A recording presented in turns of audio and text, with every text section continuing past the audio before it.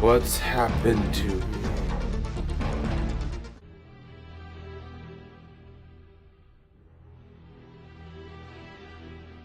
How about if I sleep a little bit longer and forget all this nonsense?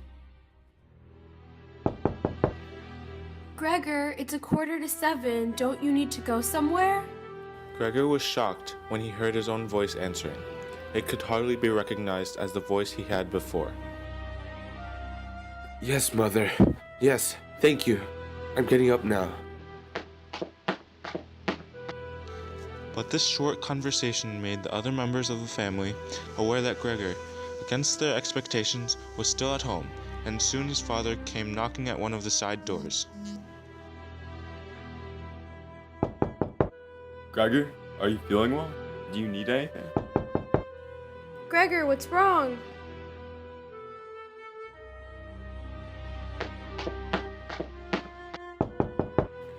Gregor, open the door. I beg of you. Good thing I locked the doors. Hello, is Mr. Sampson home?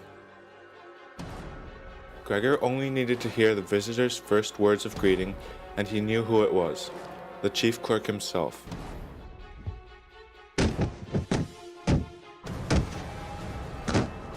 He isn't well. Please believe me. Why else would Gregor have missed the train? The lad only ever thinks about the business. Mr. Sampson, what is wrong? You are causing serious and unnecessary concerns to your parents, and you failed to carry out your business duties in a way that's quite unheard of. Your actions will have major repercussions. Please don't make my parents suffer. There's no basis for any of these accusations you're making. You don't need to wait, sir. I'll be in the office soon. Did you understand a word of all that? Surely he's trying to make a fool of us.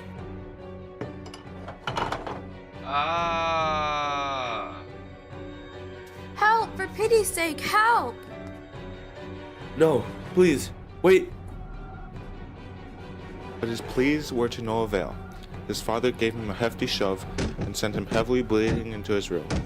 The door was slammed shut. Then, finally, all was quiet.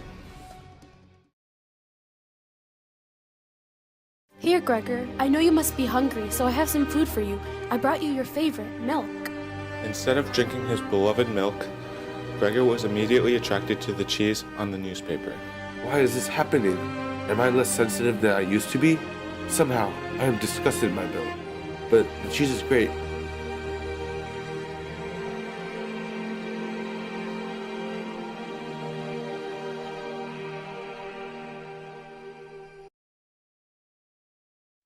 Nothing bad is happening. I am still the normal me as I once was.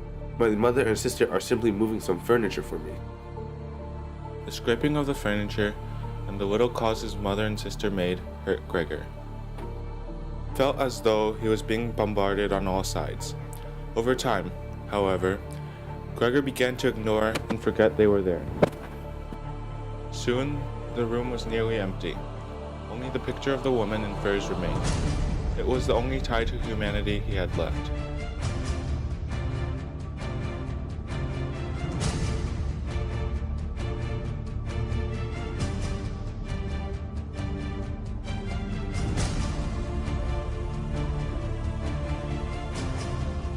Oh God! Oh God! You, Gregor, look what you've done! Gregor's father had arrived home. What's happened? Mother fainted, but she's better now. Gregor got out. Just as I expected. I always said, but you women wouldn't listen, would you?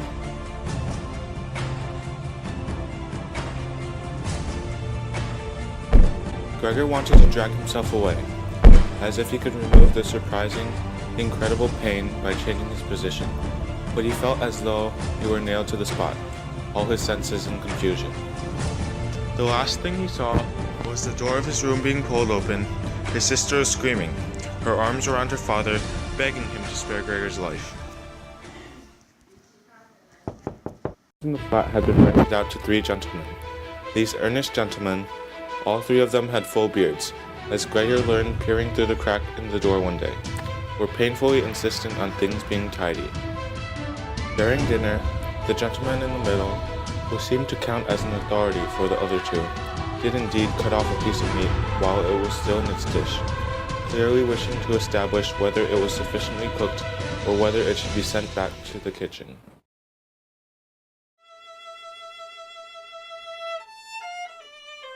Is the playing perhaps unpleasant for the gentleman? We can stop it straight away.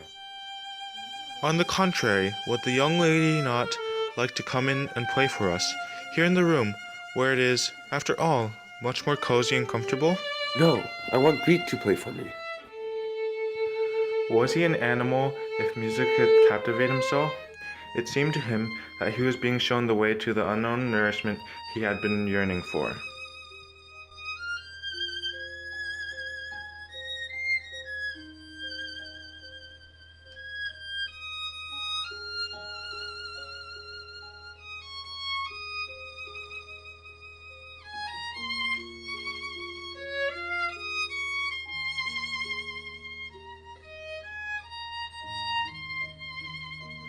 Mr. Samsa!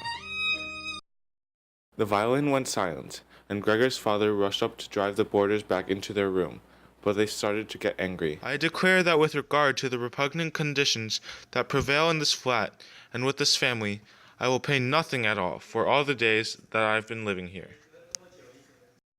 We also give immediate notice. We have to try and get rid of it. If he could just understand us, then perhaps we could come to some kind of arrangement. But as it is... We have to try and get rid of it. You've got to get rid of the idea that that's Gregor. If it were Gregor, he would have seen long ago that it's impossible for human beings to live with an animal like that, and he would have gone on his own free will.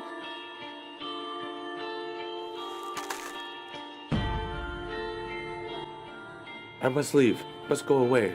I know when I'm unwanted. I'm simply a burden and a waste of space. Greet is right.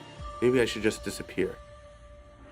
He remained in this state of empty and peaceful rumination, until he heard the clock tower strike 3 in the morning. He watched as it slowly began to get light everywhere outside the window, too. Then, without his willing it, his head sank down completely, and his last breath flowed weakly from his nostrils.